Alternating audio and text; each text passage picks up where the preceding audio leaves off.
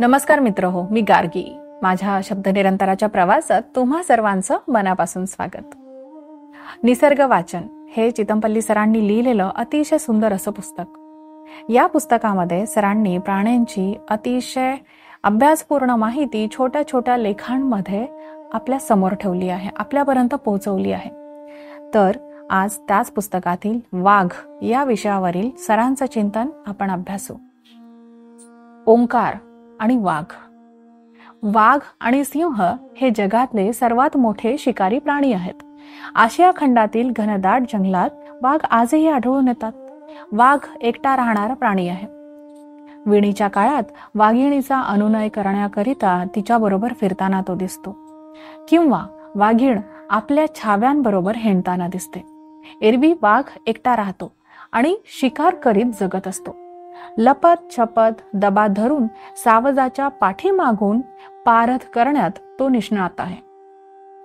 वाघ वयात येऊन स्वावलंबी झाले की आपल्या जन्मस्थानाचा त्याग करतात. ते कदाचित पुन्हा न परतण्यासाठी, शिकार करण्यासाठी वाघ वाघिणीला मदत सुद्धा करीत नाही. वाघीण एकटी शिकार करते, गाभण असताना सुद्धा. वाघाच्या या अलिप्ततेचे मोठे आश्चर्य वाटते. कोकटू वनविश्रामगृह मेळघाट व्याघ्र प्रकल्पात अतिसंरक्षित भागामध्ये आहे. आजूबाजूला घनदाट कुवार अरण्य, त्यात अस्पर्शित दुर्गम दऱ्याखोऱ्या आहेत. मोठी विलक्षण शांतता तिथे अहोरात्र नांदत असते. विश्रामगृहापासून डेड्रा खोरे दूर नाही. अनेक वेळा ब्राह्म मुहूर्तावर या खोऱ्यातून चराचर सृष्टीवर विलक्षण प्रभाव टाकणाऱ्या वाघाचा आवाज संथ वाऱ्याच्या लहरींबरोबर ऐकू येतो. मी तो देहभान विसरून ऐकत राही. एरवी ऐकू येणाऱ्या वाघाच्या इतर आवाजांपेक्षा हा ध्वनी आगळा वेगळा वाटे. योग साधनेबरोबर स्वर साधना करूनही सिद्धी प्राप्त करणे त्याला शक्य आहे, कारण असा आवाज काढताना वाघ खाली मान घालून दीर्घ श्वास घेतो. नंतर त्याचा निश्वास जबड्यातील टाळूवरून परावर्तित होतो. त्याच वेळी खालचा जबडा हळूच मिटू लागतो, तेव्हा असा प्रभावयुक्त स्वर निघतो. या स्वराची प्राणी मात्राला भीती वाटत नाही. संगीतातील 7 सूर पशु पक्ष्यांच्या कंठातून निर्माण झाले आहेत. षडजम वदन मयूरो हि ऋषभम चातको वदेत, अजा वदती गांधारम क्रौंचो वदती मध्यमम, पुष्प साधारणे काले कोकिलः पंचमम वदेत, दर्दुरा दैवतम चैव निषादम च वदेत गजः. अर्थात मोराच्या कंठातून षडज अर्थात सा व्यक्त होतो. चातकाच्या कंठातून ऋषभ अर्थात रे व्यक्त होतो. शेळीच्या कंठातून गांधार अर्थात ग, क्रौंचाच्या कंठातून मध्यम अर्थात म, कोकिळेच्या कंठातून पंचम अर्थात प, बेडकाच्या कंठातून दैवत अर्थात ध, हत्तीच्या कंठातून निषाद अर्थात नी व्यक्त होतो. आम्र वृक्ष मोहराने जेव्हा बहरतो तेव्हा जो पंचम अर्थात प व्यक्त होतो तो नर कोकिळेच्या कंठातून होतो, मादी कोकिळेच्या कंठातून नव्हे. मला वाटतं ओम या स्वराचा उगम वाघाच्या वरील स्वरापासून झाला असावा. तो स्वर वाघाच्या नाभीतून कंठात येतो, कंठातून अंतरिक्षात विलीन होतो. वेद ओंकारातून जन्माला आले. वेदांची रचना करणारे कवित्व लाभलेले प्रतिभा संपन्न ऋषीमुनी होते. या निर्मितीला चैतन्याचा दैवी स्पर्श झाला आहे. ओंकार हे सर्व ज्ञानांचे, सर्व काव्याचे, सर्व कलांचे मूलतत्व आहे. या ध्वनी लहरींमुळे मानवातील सारा ताण नाहीसा होताना शरीरात अनुकूल रासायनिक क्रिया घडून नको असलेली द्रव्य बाहेर फेकली जातात. ओंकारात प्रचंड ऊर्जा शक्ती आहे. ओंकार म्हणजे स्वतःशीच केलेले हितगुज. त्यामुळे चित्तात सुप्त असलेली शक्ती जागृत होते. जपानमधील एका विद्यापीठात ओंकाराविषयी एक उद्बोधक प्रयोग करण्यात आला होता. समस्यांच्या उत्तरांचा शोध घेण्याकरता 200 विद्यार्थ्यांना ओंकाराचा सतत घोष करण्यास सांगण्यात आले. विद्यार्थ्यांपैकी कोणालाही त्याचे उत्तर माहिती नव्हते. सुमारे तासभर ओंकाराचा घोष केल्यावर 10 पैकी एकाला समस्यांचे उत्तर सुचले. ओंकारामुळे विश्वाच्या ज्ञानगाभ्यातून त्याला उत्तर प्राप्त झाले होते. यानंतर वाघाच्या पाऊलखुणा हा लेख. वाघाच्या पावलांचे ठसे, त्याचे लिंग, वय आणि लांबी यांची माहिती मिळण्यास सहाय्यभूत ठरतात. कारण प्रत्येक वाघाच्या पावलांचा ठसा वैशिष्ट्यपूर्ण असतो. जर ठसा रेखीव आणि स्पष्ट असला तर त्यावरून ठराविक वाघाला ओळखता येतं. मादी आणि नर छाव्यांच्या पावलांच्या ठशाचा आकार जन्मतः सारखा असतो. 3 महिन्यानंतर नर छाव्याच्या पावलांच्या ठशाचे क्षेत्रफळ मादीच्या पावलाच्या ठशाच्या दुप्पट असते. हा फरक वाघाच्या जीवनात आयुष्यभर राहतो. ठशाच्या लांबी, रुंदीवरून वाघ नर आहे की मादी, छावा किंवा वयस्क याचे अनुमान करता येतं. ठशाचा काळजीपूर्वक अभ्यास केला तर वाघाच्या वयाचा अंदाज करता येतो. तसेच वाघ स्वस्थ आहे की अस्वस्थ आहे अथवा जखमी आहे याची देखील माहिती मिळते. नर वाघाच्या पुढच्या पावलांचा ठसा नियमित आकाराचा असतो, तर मादीचा अनियमित आकाराचा असतो. निरोगी वाघाचा ठसा रेखीव असतो, तर रोगी वाघाच्या ठशाची खोली कमी असते आणि त्यामध्ये सुरकुत्या पडलेल्या असतात.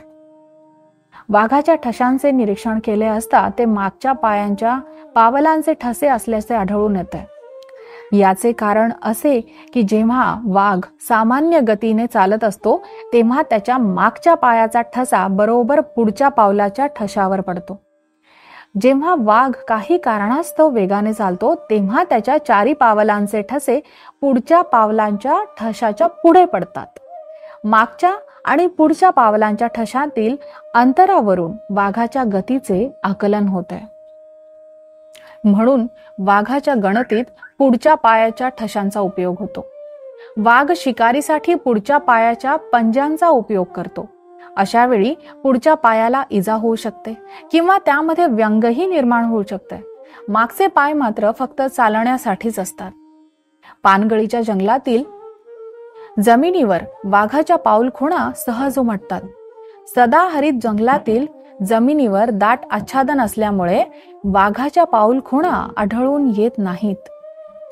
हीच परिस्थिती काळी जमीन आणि खडकाळ प्रदेश यामध्ये आढळून येते. पानगळीच्या हंगामात जंगलातील जमीन पाला पाचोळ्याने आच्छादलेली असते. अशा वेळी पावलांचे ठसे उमटत नाहीत.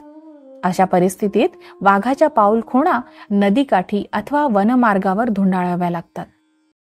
स्थानिक लोकांनी वाघाच्या संख्येविषयी दिलेल्या माहितीचा उपयोग होतोच.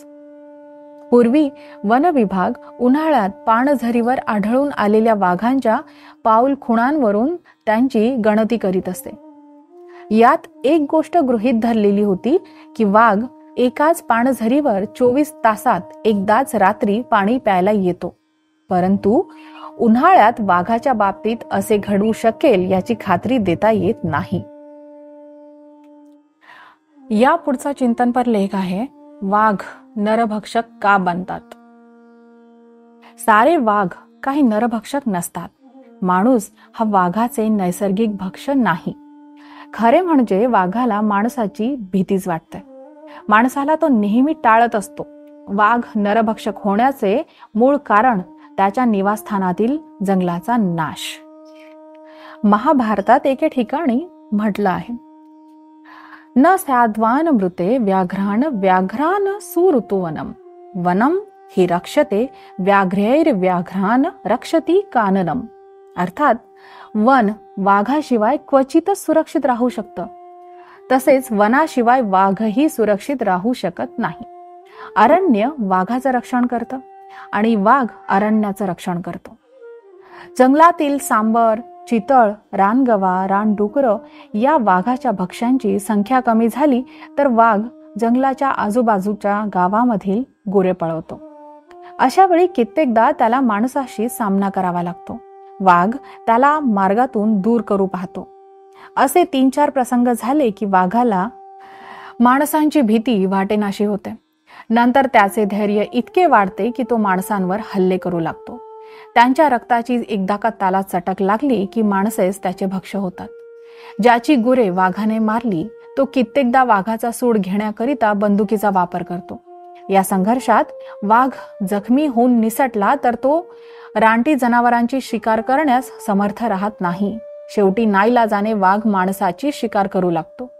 अनुभवाने वाघाला कळू लागतं की माणसाची शिकार करणं हे इतर रानटी श्वापदांची शिकार करण्यापेक्षा सोपे आहे. मग तो सराईत नरभक्षक होतो. अशा नरभक्षक वाघाला पूर्वी बंदुकीची गोळी घालून त्याचा निकाल लावण्यात येई. परंतु भारतात व्याघ्र प्रकल्पाची योजना आली आणि वाघाला संपूर्णतः संरक्षण मिळालं. जर एखादा वाघ नरभक्षक झाला आहे अशी माहिती मिळाली तर संबंधित वनाधिकाऱ्याला जागेवर जाऊन चौकशी करावी लागते. कित्येक वेळा बिबट व तरस हे देखील गुन्हेगार असू शकतात, कारण या जनावरांना देखील लोक वाघच म्हणत असतात. पट्ट्या वाघ असल्याची एकदा खात्री झाली की त्या वाघाला पुन्हा अरण्यात हुसकावून देण्याचा प्रयत्न करावा लागतो.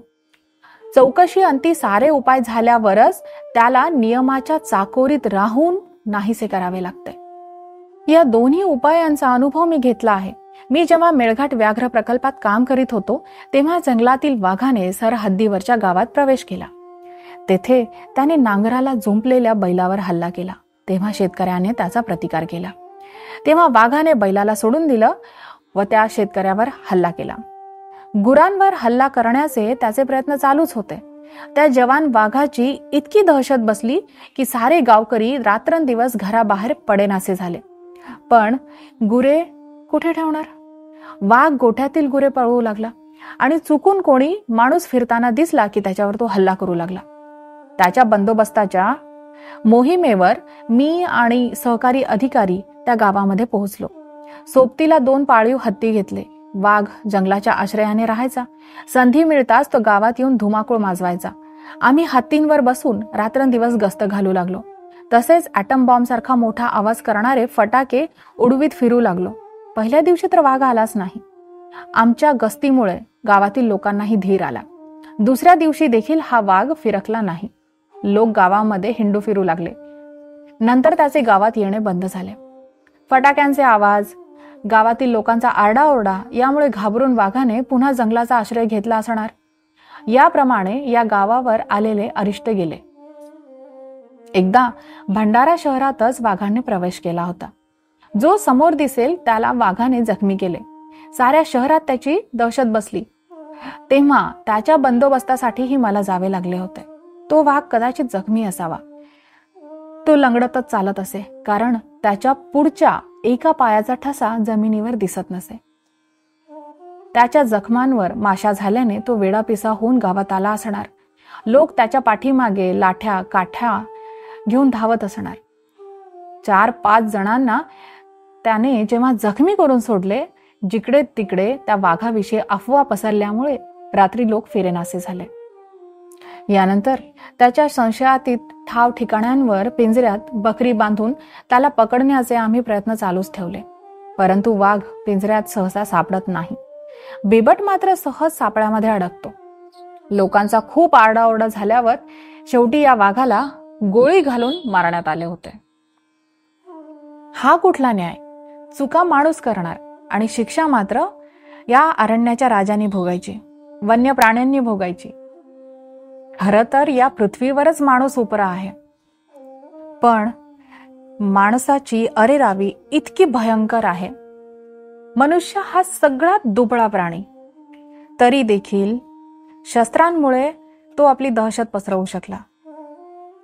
वन्य प्राण्यांपासून स्वतःचं संरक्षण करण्याच्या नावाखाली माणसाने शस्त्र उचललं आणि नंतर त्याच शस्त्राचा उपयोग त्याच वन्य प्राण्यांना जीवानिशी मारण्याकरता बऱ्याच वेळा केला.